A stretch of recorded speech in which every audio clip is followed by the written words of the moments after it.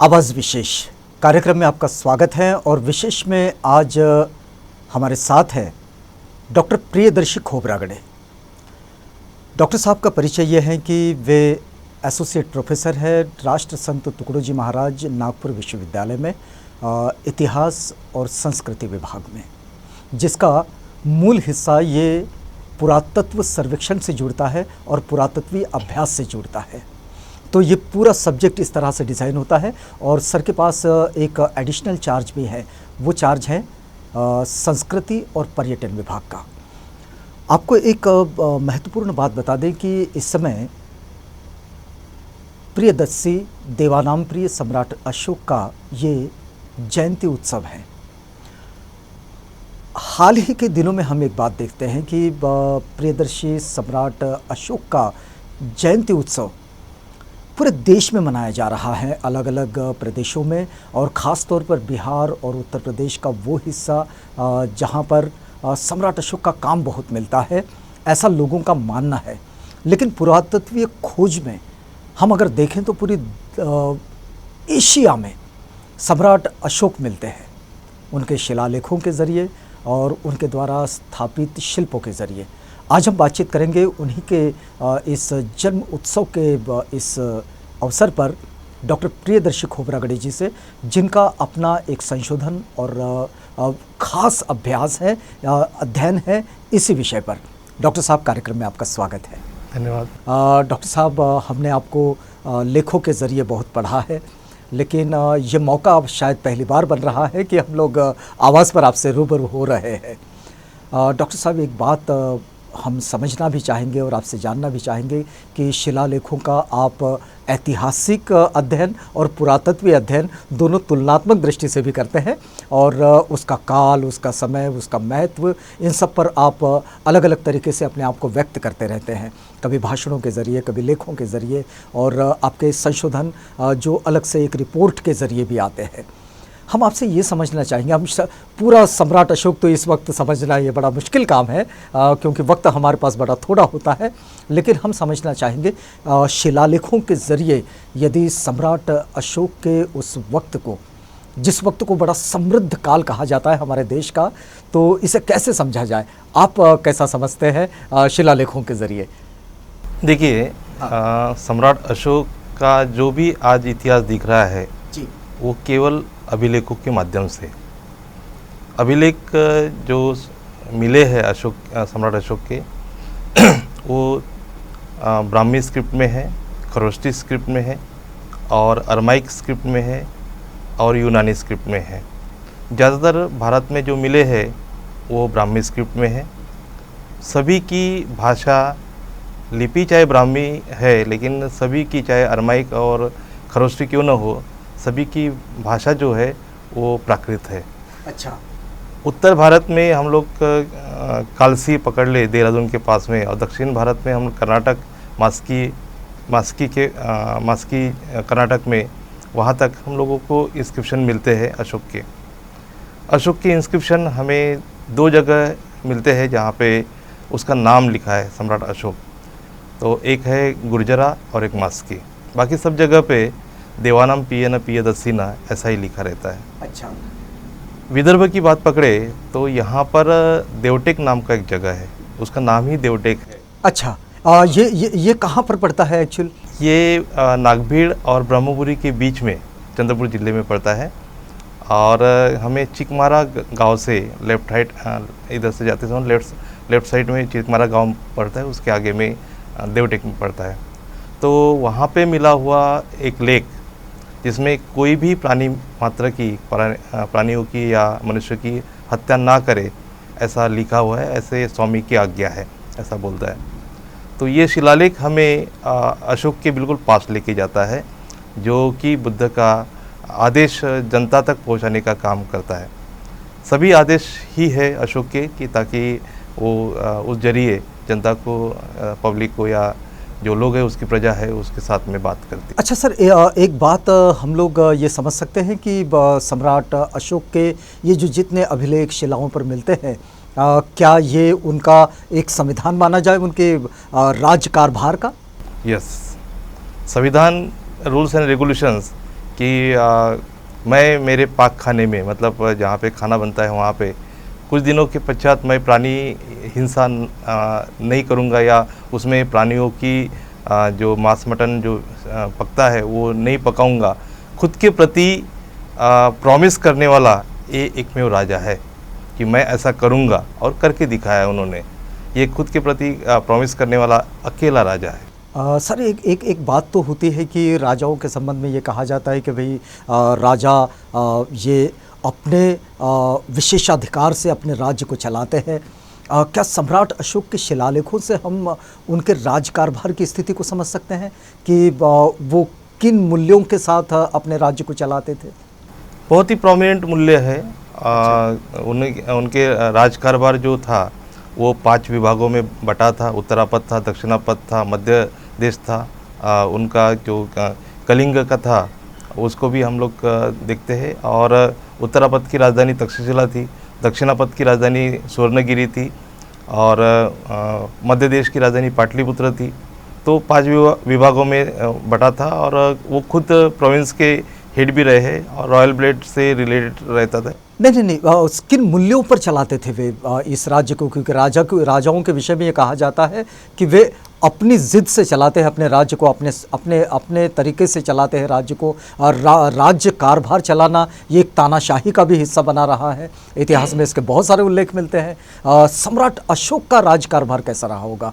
क्या, क्योंकि आज भी उनके राज्य को एक लोकतांत्रिक राज्य प्रणाली के रूप में देखा जाता है, क्या आप भी अभिलेखों के जरिए ऐसा मानते हैं, उनके अध्ययन के जरिए? नहीं, लोकतांत्रिक ये राजा अलग होते हैं। हाँ। और अशोक का राज्य अलग है। अशोक का राज्य जो किंगशिप है वहाँ से आया है, और मेजरली जो है लोकतंत्र वो बुद्धिज़्म के अनुसार जो उन्होंने चलाया है आफ्टर कलिंग वॉर। अच्छा, मतलब हम ऐसा मान सकते हैं कि उनके राज्य में बुद्धिज़्म का रिफ्लेक्शन दिखाई देता। अच्छा, क्या ऐसा किसी अभिलेख में उल्लेख मिलता है कि क्योंकि अभी तक जो सम्राट अशोक के जन्म के विषय में माना जाता है कि चैत्र की अष्टमी, क्या आपको लगता है कि किसी अभिलेख में इसका उल्लेख आया है, या फिर ये जो ऐतिहासिक टेक्स्ट जो अवेलेबल है, जो इतिहासकारों ने लिखे हैं, उसी के आधार पर ये माना जा रहा है? ये तो थोड़ा संभ्रमित क्वेश्चन है, और इसके बारे में ज़्यादा डिटेल्स अभी हुआ नहीं है। लेकिन ये अष्टमी उसका अभी तक के निचोड़ का हम लोग बात कर सकते हैं। लेकिन बुद्ध के जन्म के बारे में अशोक अपने अभिलेख में कहता है कि शाक्य मुनि का जन्म जहाँ हुआ है वहाँ मैं विजिट किया हूँ। ये लुम्बिनी का शिलालेख अशोक का डेफिनेटली बताता है कि यहाँ पे बुद्ध का जन्म हुआ है। और पॉलिटी के बारे में हम लोग कहेंगे कि वहाँ के गांव का उन्होंने टैक्स जो है कम कर दिया, जो पहले 1/4 था या 1/6 था उसका 1/8 कर दिया। ये उस इंस्क्रिप्शन से दिखाई देता है। क्या उनके अभिलेखों में कहीं ऐसा मिलता है कि अशोक जनता के लिए क्या सुविधाएं देते हैं, जनता के लिए कैसा काम करते हैं, इसके अभिलेख भी कहीं मिलते हैं? मिलते हैं ना। कई अभिलेखों में बात कही गई है कि उन्होंने जनता के लिए या पशु और मनुष्य दोनों के लिए अस्पताल खुदवाए हैं। जगह जगह पर उन्होंने पेड़ लगवाए छायादार के लिए, कुएं खुदवाए, ये हमें दिखाई देता है। इसके साथ में हम लोग कहेंगे कि बेसिकली उन्होंने जो पिलर स्तंभ लगाए, पिलर कैपिटल लगाया है, तो स्तंभों के जो चुनार जगह से स्तंभ को काट कर जो सांची में लगवाया या फिर दूसरी जगह लगवाए, तो ये स्तंभों को ले जाने के लिए उन्होंने बाकायदा सभी रोड बनवाए, उसके ऊपर पुल बनवाए, और उसी रास्ते से जहाँ से ट्रेड चलता था, भिक्षु चलते थे, उसी रास्ते पर ये स्तंभ लगवाए।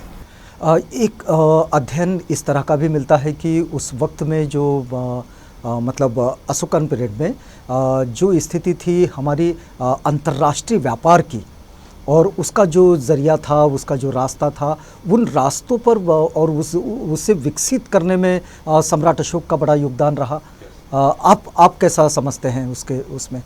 यहाँ से हम लोग जिसको सिल्क रूट कहते हैं, रेशम मार्ग कहते हैं, तो उसको अशोक का मार्ग जो उत्तरापथ है, जो तक्षशिला के आगे में कजाकिस्तान, तुर्कमेनिस्तान, उसके आगे रशिया के बॉर्डर तक ये रोड जाता था, और वहीं से आगे चल के जिसको हम लोग कहते हैं फाइयान आए, युएनसांग आए या इसिंग आए, ये उसी रोड से जो बाल्टिक प्रदेश है वहाँ से ये भारत में इन्होंने एंट्री किया। तो ये अशोक के मार्ग पर चलने वाले जो रेगुलरली व्यापार होता था उसी मार्ग से ये हुआ है। क्या उस पूरे इस पर भी कोई शिलालेख मिलते हैं? मिलते हैं। शहबाज मानसेरा और शहबाजगढ़ी का शिलालेख उसी मार्ग पर है जो आज पाकिस्तान में है। अच्छा, तो वो शिलालेख क्या व्यापारियों को मार्गदर्शन करते हैं या फिर जनता के लिए उस पर कुछ लिखा हुआ है? जनता के लिए लिखा है। बेसिकली अशोक के जो शिलालेख है वो जनता के लिए है और जीवन में कैसे जीना है उसके बारे में उसको कहा गया है। जैसे कलिंग वॉर में क्या घटना हुई, ये हमें पाकिस्तान में स्थित जो शिलालेख है उनके जरिए मार्गदर्शन मिलता है। क्या ये बात ठीक मानी जाए ऐतिहासिक दृष्टि से कि कलिंगा विजय के बाद ही सम्राट अशोक ये बुद्धिज़्म की ओर मुड़ते हैं, या उससे पहले भी वो उसके प्रैक्टिशनर रहे हैं? नहीं, प्रैक्टिशनर नहीं रहे। हाँ। लेकिन सम्राट अशोक का जो भी बुद्धिज़्म के प्रति जो लगाव है वो हमें उनके शिलालेखों से पूरा दिखाई देता है।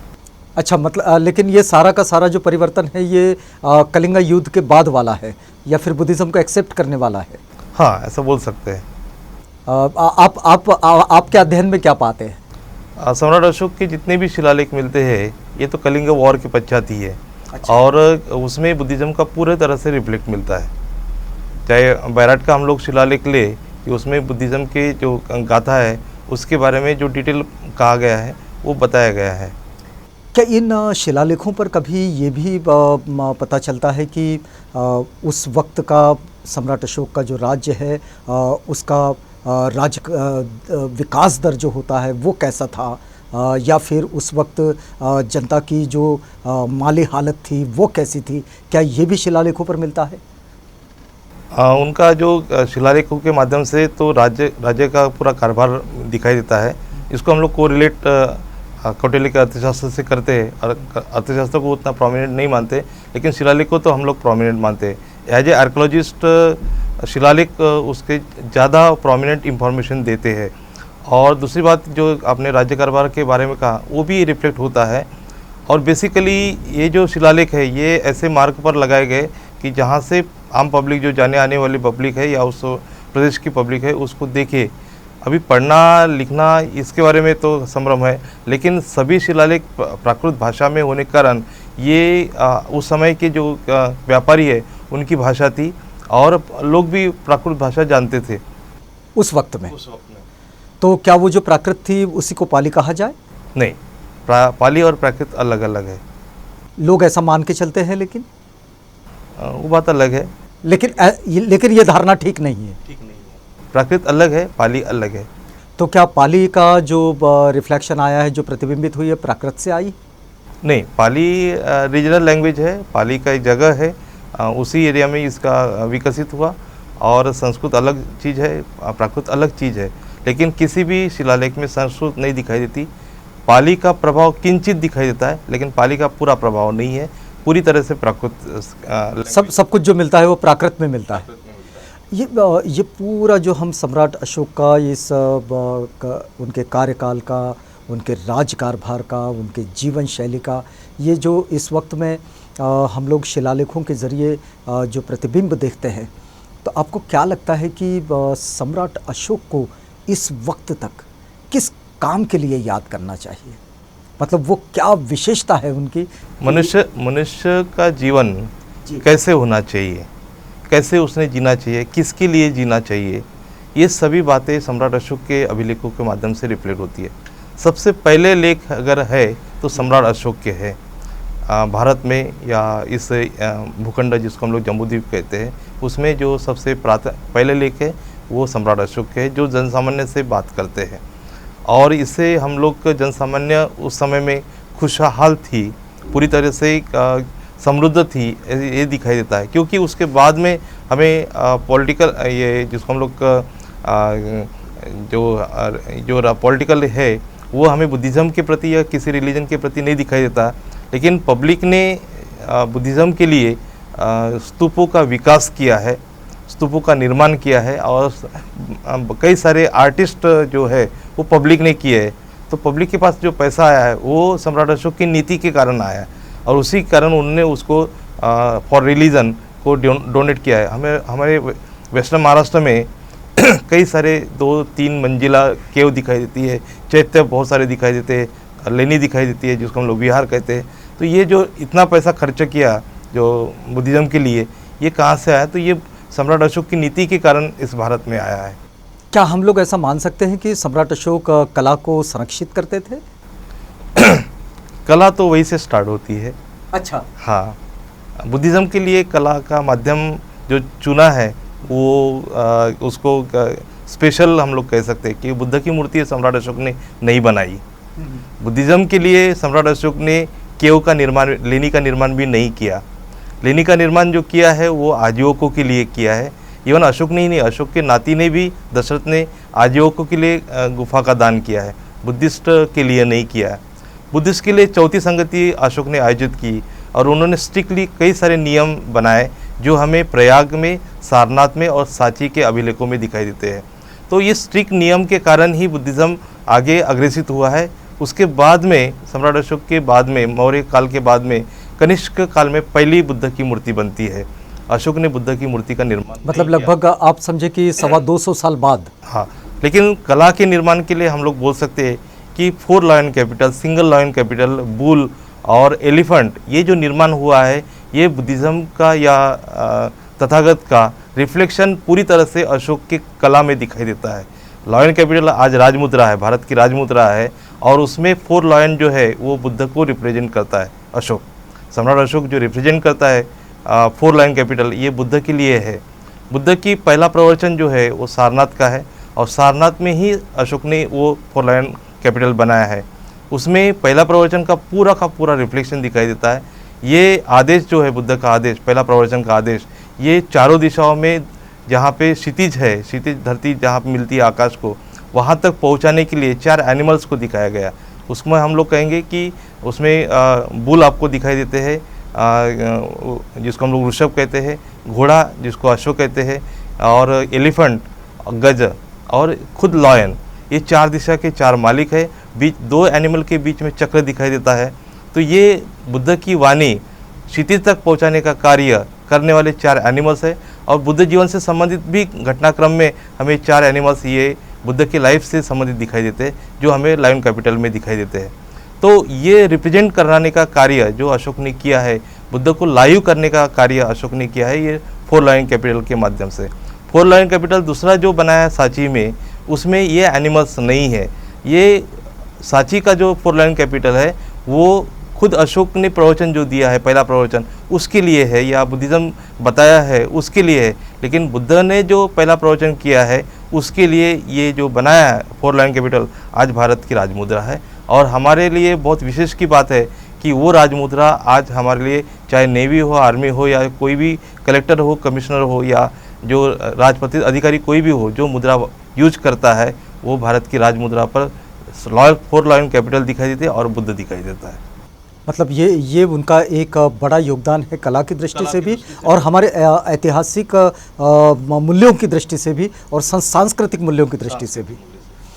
एक बात है सर, जो हम देखते हैं कि हमारे मध्य भारत से लेकर तो एशिया के अंतिम किनारे तक सम्राट अशोक दिखाई देते हैं, कहीं शिलालेखों के जरिए, कभी अभिलेखों के जरिए। लेकिन आज हम देखते हैं कि ऐसी कोई स्थिति नहीं है।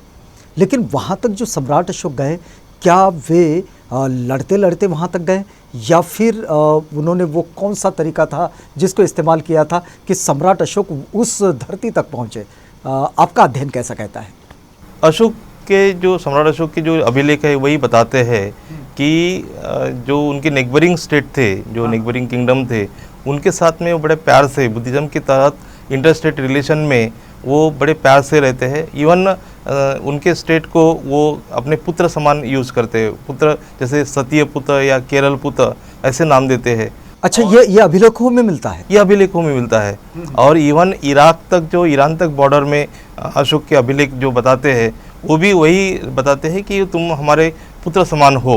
यानी जो नेबरिंग कंट्री एज ए, उसको हम लोग एक जो कहते हैं कि भारत और पाकिस्तान ये दुश्मन कंट्री है, ऐसे नेबरी कंट्री को दुश्मन कंट्री कहते हैं, लेकिन अशोक अपने अभिलेखों में उनको पुत्र के समान बात करता है। मतलब हम दूसरे शब्दों में समझे तो अशोक की जो विदेश नीति रही वो अपने पड़ोसियों के साथ मित्रवत रही। बिल्कुल बिल्कुल बिल्कुल।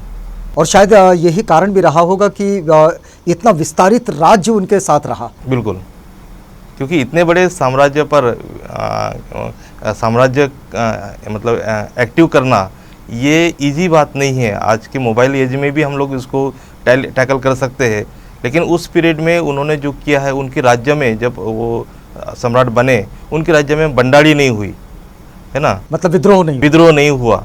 तो ये हमें उनके पोते तक दिखाई देता है कि उनके राज्य में कोई विद्रोह नहीं हुआ। इवन अशोक का तो 80 साल के ऊपर में उनका जीवन बीता है, लेकिन उनके राज्य में कहीं जो उनके बचपन में तक्षशिला का जब वो वहाँ पे राजकुमार करके गए, तो वहाँ पे वो स्पेशली उनको भेजा गया है कि वहाँ का विद्रोह वो कम करे, या उज्जैन का जो विद्रोह है उन्होंने कम किया।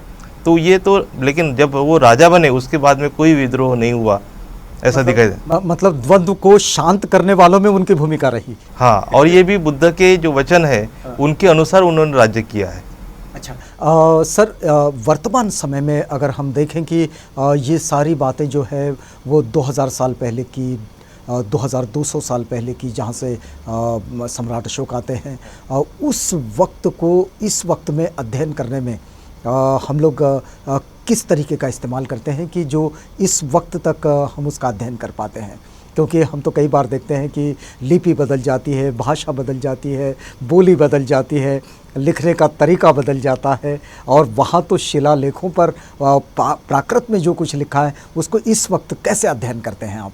देखिए, बाबा साहब ने इसको अपने जो कॉन्स्टिट्यूशन है उसमें स्वीकृत किया है। अशोक ने जो बातें की है, जो अभिलेखों के माध्यम से, वो बातें बुद्ध के वचन करके बाबा साहब ने अपने कॉन्स्टिट्यूशन में स्वीकृत किया है, और उसी के अनुसार हम लोग आज 75 ईयर्स में हम लोग आफ्टर कॉन्स्टिट्यूशन हम लोग कहेंगे कि इसको जी रहे हैं और अच्छे से जी रहे हैं। तो सम्राट अशोक का जो कॉन्स्टिट्यूशन है, जो आज हमें बाबा साहब के कॉन्स्टिट्यूशन के रूप में दिखाई देता है, हम उसी का पालन कर रहे हैं। मतलब कई अभिलेखों को इकट्ठा कर लिया जाए। हाँ, जो वचन जो उसमें दिए हैं उसी को, जैसे मैंने कहा कि विदर्भ में जो उनका लेख मिलता है कि कोई भी प्राणी मात्र की हिंसा ना करे, ये बहुत ही कॉमन और अंडरस्टैंडिंग होने वाला लेख है कि यहाँ पर कोई पशु हत्या होती होगी या मनुष्य हत्या, हाँ, तभी उन्हें लिखना हो, तभी लिखा उन्होंने, और उसके ऊपर से ये लोग शांत हो गए। यहाँ पे उसके बाद में पौनी में 3 स्तूपों का निर्माण हुआ या उससे ज़्यादा स्तूपों का निर्माण हुआ, और वहाँ पे फिर कई सारे शिलालेख जो जिसमें भिक्षु। अच्छा, पौनी के जो शिलालेख हैं, अभी तो पौनी बहुत लोगों की चर्चा में भी रहती है, और कई बार उसकी तरफ हमारे पुरातत्व सर्वेक्षण विभाग की अनदेखी को भी लोग नोटिस करते हैं। तो कहाँ किस तरह का काम पौनी के उन स्तूपों के पास होता था? पौनी एक प्राचीन ट्रेड सेंटर है, और उसके उत्तर में जाने के लिए या दक्षिण में जाने के लिए कई सारी गुफाएं दिखाई देती है। और उत्तर भारत से जोड़ने के लिए वो Pauni trade centre, even east west में भी पौनी, जहाँ पे वैनगंगा नदी को क्रॉस करते हैं, वो भी ट्रेड सेंटर था। और जो रिसर्च कहता है कि उसके पौनी के दक्षिण में 30-40 किलोमीटर अंतर पर देवटेक है, और सम्राट अशोक ने वहाँ पर विजिट किया, और उसी लिए उस गांव का नाम देवटेक पड़ा है। इवन उस लेख में, सम्राट अशोक के लेख में, चिक्काम्बुरी नाम के गांव का उल्लेख होता है, जो आज चिकमारा के रूप में बाजू में है। तो सम्राट अशोक निश्चितता से पौनी को विजिट किया है। जिस स्थान पर पौनी में विजिट किया है उस स्थान पर उनके बाद के राजा का लेख मिलता है। तो उस स्थान पर आज एक स्तूप है जहाँ से कोई रेलिक्स या कुछ अवशेष मिले नहीं है। तो उस स्थान को हम लोग निश्चित कर सकते हैं कि सम्राट अशोक उत्तर भारत से दक्षिण भारत जाते समय वो इस दक्षिणापथ से वो उन्होंने पौनी को विजिट किया था। और उसके बाद में वहाँ पर बहुत सारी हलचल हुई, जहाँ पे हम लोग कहेंगे कि शिल्प लगाए गए, शिल्पों के ऊपर में दानलेख बनाए गए, और यूनिक फीचर में हमें कई सारे व्यापारी, गृहपति, भिक्षु भिक्षुनी, इवन उपासक उपासिका इनके लेख मिलते हैं, जो समाज के भिन्न तरीके से जो लोग एक साथ आए हैं उनके दान लेख मिलते हैं। जो मिले हैं, जो नहीं मिले वो बात अलग है, लेकिन जो मिले हैं उनसे हम लोग पौनी की भव्यता नज़र आती है। तो ये सब जो हुआ है सम्राट अशोक के विजिट के कारण ही हुआ, क्योंकि दक्षिण में देवटेक में जो इंस्क्रिप्शन मिलता है वो सम्राट अशोक के उन्होंने वहाँ पे ठहरे थे, इसीलिए उस गांव का नाम देवटेक हुआ है। तो ये सब चीज़ें जो है हम लोग जब यहाँ पे आते हैं उत्तर भारत में, हम लोग रूपनाथ से, ये जो हम लोग बनारस से जो रोड आता है उस पर जबलपुर के पास में रूपनाथ है, या फिर सांची से आते हैं तो वहाँ पे सारूमारू है। ये दोनों जगह पे अशोक के अभिलेख मिलते हैं। तो दोनों जगह से हम लोग दक्षिण भारत में या विदर्भ से क्रॉस होते हैं तो हमें रेगुलरली जो लाइन ड्रॉ है, जिसको हम लोग मार्गपथ कहेंगे, वहाँ पर अशोक के अभिलेख मिलते हैं। इवन अशोक के जस्ट बाद में जो दिखाई देता है दूसरा अभिलेख, वो पौनी से उत्तर में एक चांडाला नाम की केव है पुल्लर के पास में, वहाँ पे दो अभिलेख है। एक वंदलक पुत्रस उसका अभिलेख है और एक ओकियस नाम का अभिलेख है। तो ओकियस जो नाम आता है, ऐसे ब्राह्मी में अक्षर खुदे है ओकियस, ये खड़ा अभिलेख है। तो ये कोई ईरानी व्यक्ति है, ओकियस नाम का कोई ईरानी व्यक्ति है, उसने गुफा का दान किया है। और अशोक के देवटेक के अभिलेख के पश्चात में विदर्भ में ये फर्स्ट अभिलेख जिसको कहेंगे कि अशोक के अभिलेख देवटेक के बाद में ये पहला अभिलेख आता है जो सबसे प्राचीन है। तो इस तरह से केव के निर्माण के लिए कुछ लोगों ने दान किया है, जैसे वंदलक पुत्र गाँव ये दिखाई देता है। तो ये अभिलेख भी केव के निर्माण में हमें उसके केव की दीवार पर लगा हुआ दिखाई देता है। तो ऐसे अभिलेख जो है वो पौनी के दक्षिण में और पौनी के उत्तर में रेगुलरली जो केव्स है उसमें दिखाई देते हैं। मतलब यहाँ जब विदेशी नागरिकों के नाम भी दिखाई देते हैं तो इसका मतलब ये होता है कि ये ट्रेड सेंटर उस वक्त में एक बड़ा ट्रेड सेंटर रहा होगा, बड़ा ट्रेड सेंटर। और उसके जस्ट हम लोग उत्तर में देखते हैं अड़म, तो बहुत बड़ा ट्रेड सेंटर था। वहाँ पे रोमन बहुत सारे कॉइन्स मिले हैं, बहुत सारी एंटिक्विटी मिली है रोमन की। तो और उसी के बगल में जो भीवकुंड नाम की एक केव है, बुद्धिस्ट केव है, तो उसमें अतमवासी ऐसा नाम मिलता है। तो अडम के निवासी उन्होंने उस केव का निर्माण किया है। अच्छा, मतलब ये कहा जा सकता है कि ये पूरा क्षेत्र उस वक्त में व्यापारिक दृष्टि से भी बड़ा विकसित क्षेत्र रहा है। हाँ, हम लोग कई सारे एविडेंस दे सकते हैं कि अशोक के 3 प्रकार के कॉइन्स मिलते हैं। एक एम्पायरशिप में जो पूरे जितना भी एम्पायर था उसमें दिखाई देते हैं, कुछ रीजनल वेरिएशंस में मिलते हैं जो किसी खास जगह पे अलग अलग जगह पे उसी क्षेत्र में अलग अलग क्षेत्र में मिलते हैं, और कुछ लोकल कॉइन्स मिलते हैं। तो यहाँ पे जो कॉइन्स मिले हैं विशेषतः उमरेड और कुही के प्रेमाइसिस में, जो दक्षिणापथ का मेजर हिस्सा है। तो इसमें एम्पायरशिप के कॉइन्स मिले हैं जो उत्तर भारत में पाटलिपुत्र से यहाँ पर आते थे, ऐसा दिखाई देता। इवन एक पॉटरी होती है, यानी इसका जो नियंत्रण है वो शायद पाटलिपुत्र से रहा हो। बिल्कुल बिल्कुल, कनेक्शन दिखाई देता है। मतलब ये इन सिक्कों के कारण भी, और भी बहुत सारे एविडेंस है कि यहाँ पे उस समय में जो प्रांताधिकारी था वो डायरेक्टली मौर्य ब्लड रिलेटिव था। अच्छा, ऐसा दिखाई देता है। तो इसके उदाहरण भी कई सारे हैं, लेकिन हम लोग उधर नहीं जाएंगे। तो इसमें जो मेजरली आता है पौनी में एक NBP मिला है, नॉर्दर्न ब्लैक पॉलिश वेयर। तो ये विशेषता मौर्यन पॉटरी होती है, ये पौनी से मिली है। तो बहुत सारे एविडेंस ऐसे दिखाई देते हैं कि अशोक ने यहाँ पे विजिट की, अशोक के कारण ही इसका डेवलपमेंट हुआ, और अशोक के कारण ही यहाँ पे इंस्क्रिप्शन जो जगह जगह पे बाद में लिखे गए। यदि सम्राट अशोक की बात को हम करते हैं तो एक तो बड़ा विस्तारित राज्य उनका और बड़ा समृद्ध काल उनका, लेकिन हमारा वक्त जो है वो बड़ा सीमित है।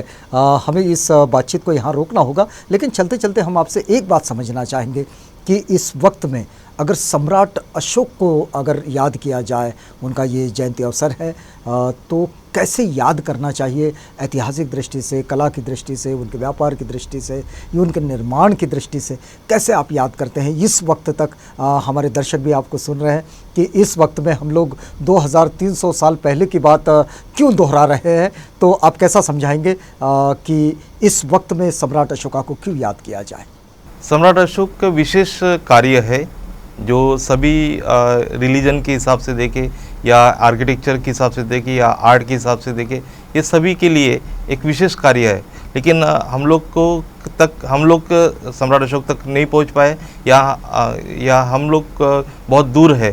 तो ये जो कार्य है ये हमें रिफ्लेक्शन तो एपिग्राफी के माध्यम से या उनके शिलालेखों के माध्यम से होता है। शिलालेख हम लोग पढ़ नहीं पाते क्योंकि वो ब्राह्मी स्क्रिप्ट में है। तो हम लोग कम से कम सांची जैसे जगह पे जहाँ पे अशोक के अभिलेख है या जहाँ पे अशोक के अभिलेख है या जो स्थल अशोक से रिलेटेड है, वहाँ पर जाके वहाँ पे जो कला है, जो वास्तुकला है, जो शिल्प कला है, वो देखे और उसको अशोक के काल को हम लोग महसूस करें कि कितना समृद्ध रहा होगा, कितना आलीशान रहा होगा। लोग उसको एज ए अलग ही किंग के रूप में देखते थे और उसका रिफ्लेक्शन उनके समाज जीवन पर पड़ा है। और अशोक अपने शिलालेखों में देवानम पियन पियदसिन लाजिन विसता वसाभिषितेन अतन आगाज महीते हिदे बुधे जाते शक्य मुनीति, ये जो कहता है लुम्बिनी के शिलालेख में, तो हमें गर्व महसूस होता है। जी देखिए कि वर्तमान हमारा जो होता है वो निश्चित रूप से इतिहास की नींव पर खड़ा होता चलता है, लेकिन इतिहास में जो अच्छी चीज़ें होती है वो अच्छाइयाँ जब बहुत बढ़ती चली जाती है तो हम एक बेहतर वर्तमान और बेहतर भविष्य की ओर भी बढ़ते चले जाते हैं। हम बातचीत कर रहे थे डॉक्टर प्रियदर्शी खोबरागड़े सर से, जो कि राष्ट्र संत तुकडोजी महाराज नागपुर यूनिवर्सिटी के इतिहास और संस्कृति का जो पुरातत्वीय अध्ययन है उस विभाग के एसोसिएट प्रोफेसर है। और आपके पास इतिहास और संस्कृति, ये जो संस्कृति का पर्यटन का क्षेत्र है, मतलब संस्कृति और पर्यटन विभाग, इसका भी एक एडिशनल चार्ज उनके पास है। इस बातचीत को हम आप तक पहुंचा रहे थे। आज सम्राट अशोक की जयंती के अवसर पर ये विशेष बातचीत चल रही थी। डॉक्टर साहब, आप हमारे साथ आए और हमसे बातचीत की, इस पूरी बातचीत के लिए आपका बहुत धन्यवाद। आप बने रहिएगा आवाज़ इंडिया के साथ, प्रोग्राम आगे भी जारी है।